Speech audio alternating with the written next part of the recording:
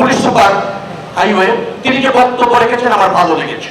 তিনি যখন রাস্তাটা যানজট মুক্ত রাখতে পারেন তখন তিনি আনন্দিত হন। আমাদের ঈদও এখন কিন্তু আনন্দিত হয় তখন যখন আমরা শুনি এলেঙ্গা থেকে ওই আপনার চন্দ্রা হয়ে বাইপাইল কোনো যানজট নাই, গাড়ি চলছে। এর চেয়ে আনন্দের কোনো নিউজ আমি আর প্রতিমন্ত্রী আর সচিবের কাছে আর নাই। সেই পুরো দায়িত্বটা আপনাদের উপর দিতে আসছি।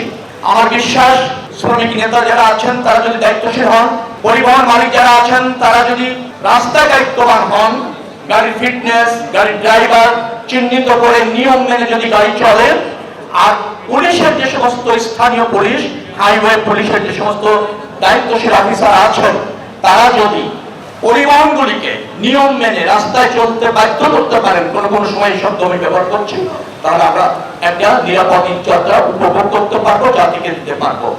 আর আপনারা যারা সামনে আছেন তারা সবচেয়ে বেশি গুরুত্বপূর্ণ, কারণ তারা যদি রাস্তায় মালিক যারা আছেন, শ্রমিক নেতা যারা আছেন, যারা ড্রাইভারদের প্রতিনিধি আছেন, আপনারা যদি শৃঙ্খলাটা মানেন, আপনারা যদি ট্রাফিক আইনটা মানেন এবং আপনারা যদি যার যার যে দায়িত্ব সেটা পালন করেন, আমার বিশ্বাস এবার ঈদুল আজহাতে আমরা একটা নিরাপদ যাত্রা নিশ্চিত করতে পারবো, বিশেষ করে এই অঞ্চল, উত্তর অঞ্চলের মানুষের জন্য। আপনাদের কাছে ছুটে সেটা আমানত হিসেবে রেখে যাচ্ছি। আমার বিশ্বাস আপনারা আমাদের এবার ঈদে অন্তত এবং আগামীতে যত ঈদ আসবে সেখানে দায়িত্বশীল থাকবেন, এটাই হচ্ছে আপনাদের কাছে আমার প্রত্যাশা। আপনাদের অনেক সীমাবদ্ধতা আছে আমরা জানি, আমি আবারও বলছি সেইগুলি এই সরকার অগ্রাধিকার ভিত্তিতে পূরণ করবে। চন্দ্রার মোড়ে অসংখ্য অস্থায়ী বাস কাউন্টার করা হয়, সেগুলি যদি সরিয়ে যায় তাহলে আরো ভালো হয়। 3 দিনের জন্য আপনারা সরিয়ে দিতে পারেন।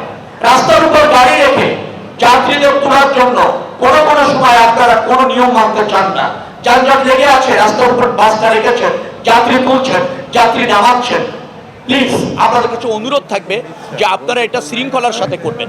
যদি আপনারা শৃঙ্খলার সাথে করতে পারেন, আমার বিশ্বাস আমাদের এই যে আয়োজন, এই যে আশা, এই যে আপনারা বসে আছেন সেটা সার্থক হবে, এই প্রত্যাশা আমরা রাখছি। খবরের কাগজ, নিখাদ, নির্ভীক, নিরপেক্ষ।